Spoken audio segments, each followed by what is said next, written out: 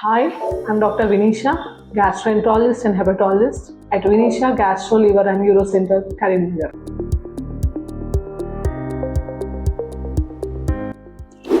ఇవాళ మనం కాన్స్టిపేషన్ గురించి తెలుసుకుందాం. ఇందులో మోషన్ గట్టిగా లేదా స్ట్రెయిన్ అవుతూ వెళ్ళడం జరుగుతుంది. ఇది చాలా మందికి డైలీ ఫేస్ చేసే ప్రాబ్లం. కాకపోతే ఈ మధ్య కాలంలో చాలా చిన్న ఏజ్ నుంచి ఈ ప్రాబ్లంతో సఫర్ అవుతున్నారు. ఈ కాన్స్టిపేషన్ వల్ల టాక్సిన్స్ అనేవి పేగుల్లో ఎక్కువసేపు ఉంటాయి. దానివల్ల బ్లోటింగ్, అసిడిటీ, హెడేక్, అలసట అన్ని వస్తాయి.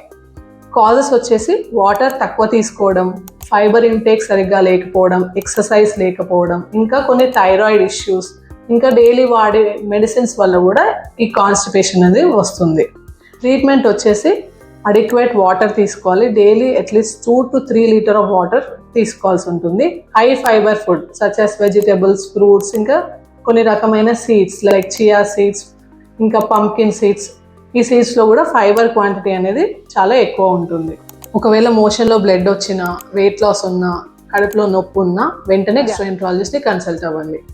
మలబద్ధకం చిన్న ప్రాబ్లం లాగా అనిపించినా హెల్త్ మీద బిగ్ ఇంపాక్ట్ చూపిస్తుంది. So take care.